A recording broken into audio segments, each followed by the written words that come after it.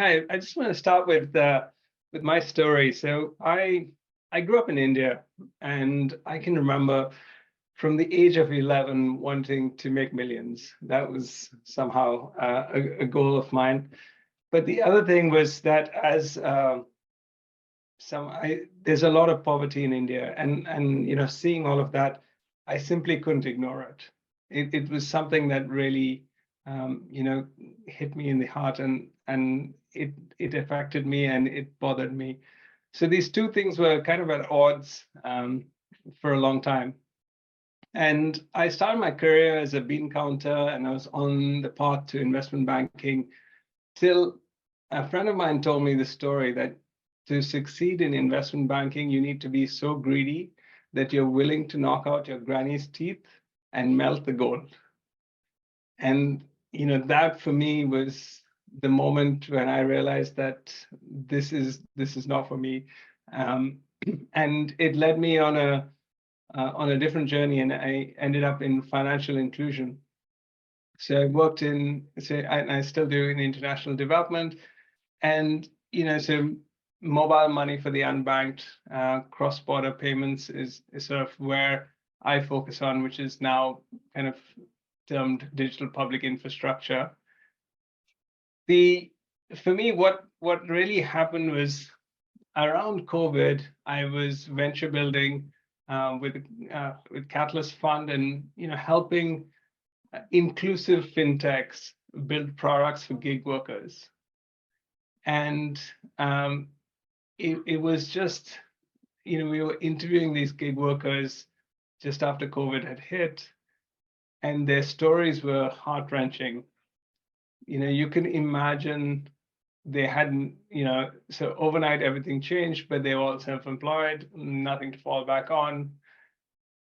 And some of them, there are two stories in particular that really stuck with me. One was someone who was delivering groceries. So he didn't lose his job, but ended up having to, so the commissions dropped because a lot of the other gig workers from, the Uber drivers and where they didn't have the work came to these grocery platforms.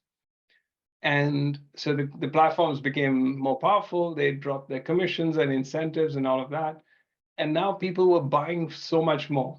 So like instead of, like 5 kilos of potatoes, or like just the basket size of what people were ordering had increased substantially. And the gig workers are riding a two-wheeler with all this deliveries, right? It's not like a Ocado truck, a Tesco truck that comes to our houses here. And so less money, more things to carry and juggle on your two-wheeler was his plight. And the other one was, one who he was doing restaurant deliveries, and those had initially kind of really fallen off. And the thing to make ends meet, working for multiple platforms, 16 hours a day. He was staying in a hostel away from his family for 6 days of the week. His kids were 1 and 2.5 years old, so like really young kids, but having to be away from them, and it just was really crazy to really how. And these are people who are not like, so they're educated, they have, so like, to be a gig worker, you have to be able to use your smartphone, you have the means to do sort of, work, but here you are just being completely exploited. So I call this algorithmic dehumanization, because these platforms have really gotten good at luring people in and then deciding how much they should earn. Yet making them self-employed.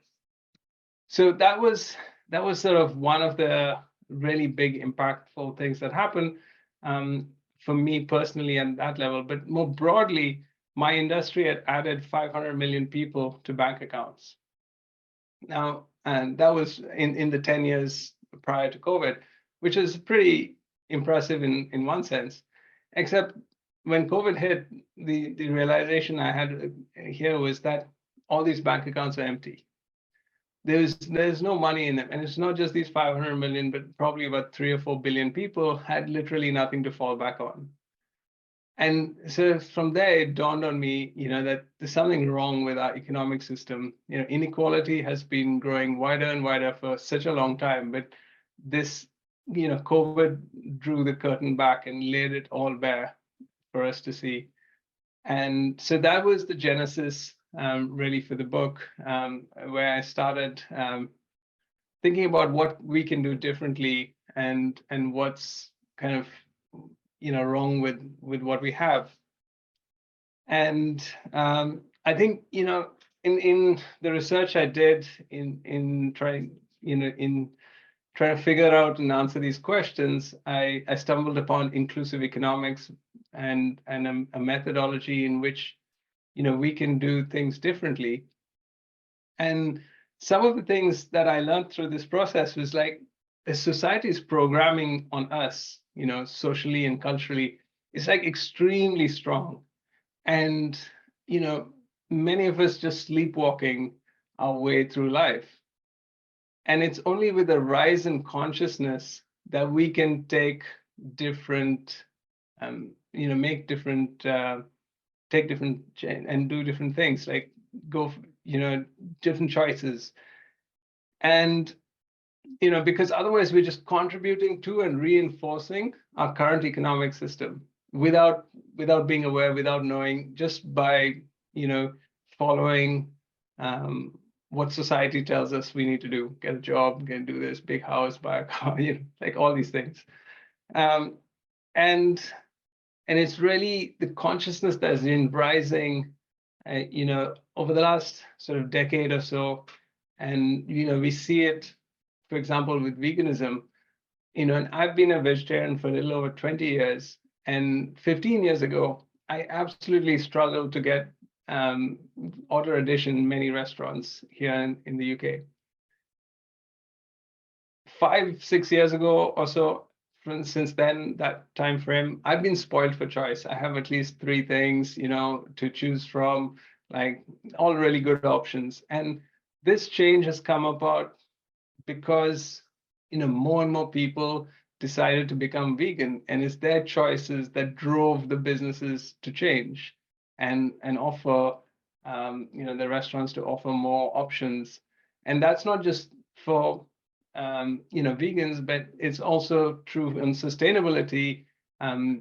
Toilet paper, for example, and started with, say we give a crap and others. Now it's kind of like a huge number. There are more than a dozen different options that are sustainable and good for people and planet. And I'd say the other thing that's close to my heart, because my eldest son has a lot of allergies, and he was born 8 years ago. The free-form aisle was like barely existed then, and now it's like half an aisle in any supermarket is free from. Again, the change that we can see.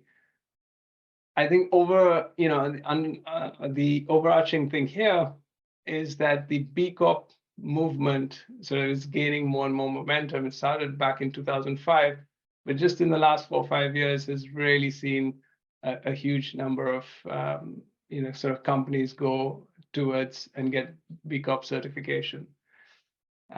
So I think those are sort of some of the things that I discovered through this process and write about in the book. And really, I think hope stems from every action that we take. We have the agency, we have the power to make the change we want to see.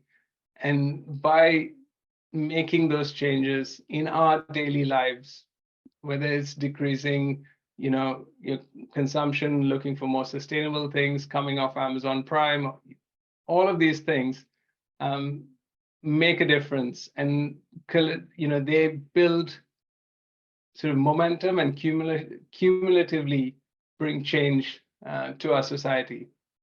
It's not a one and done, or that you go to sleep tonight and tomorrow is going to be a different world, right? It's like all these small micro changes that we make all add up, and we're seeing that now with many different movements. And so I think that's sort of what I wanted to say to start this discussion off, and we can get into a deeper dive. Thank you. And you talked about capitalism as not really working. What do you see as the economic model that is truly inclusive that we should be working towards? So I think, I mean, of everything, capitalism, there's one key ingredient that's very powerful, and that's incentive. It gives everyone the incentive to, do something either better or more, or that the incentive drives a lot of the progress compared to other systems. The sad thing is that what we are in now is not really capitalism. It's kind of moved on to, the money is in abundance. Like 12 trillion was created when COVID happened. All of that just got funneled to the very rich. So it's capital now can distort a lot of things, and we're much more in an extractive model where there's a lot of shareholder return and a lot of extraction that's happening. And inclusive economics, really the core concept of it is just taking a little bit less and giving a little bit more.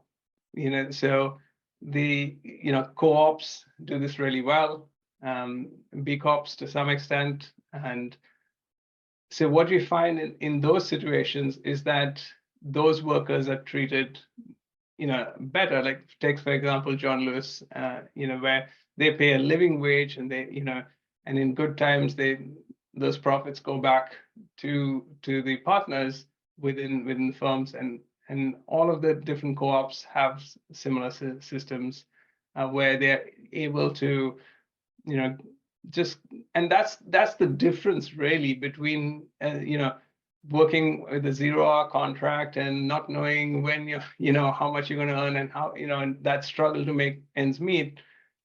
And so the difference between a minimum wage and a living wage is really what, that's the kind of difference that people, need to make decent and dignified livings. And I would equate sort of super profits and extraction to, as this thing. Like the analogy I use is, smoking used to be cool like 30 years ago or something, and now it's not. And people still smoke, and that's fine, but they know the the risks and whatnot. So that's their personal choices. But a lot of others have chosen something different. And in 2019, there were 1.1 billion people who smoke, more than ever before. So it's not that the number is decreasing. It's just that there will always be people who go for profit over anything else. But as long as we have enough others choosing something else, we will have also a different world. And are there examples from, say, some of the organizations you've mentored in emerging markets that you think we may not have heard of, that you think are helping to bring about this transition? So I think most of my mentoring period was spent it was all prior to COVID. And this is where I was part of this problem, where I thought, so I see all of these inclusive fintechs, the ones that I was mentoring and I was trying to create, all trying to solve a problem for the underserved, yet become like unicorns. And so this was the incompatibility I found. And so, you can make millions and do good, but it's very hard to do that in financial services, because fundamentally you need to charge somebody, like you're charging someone and they don't have very much.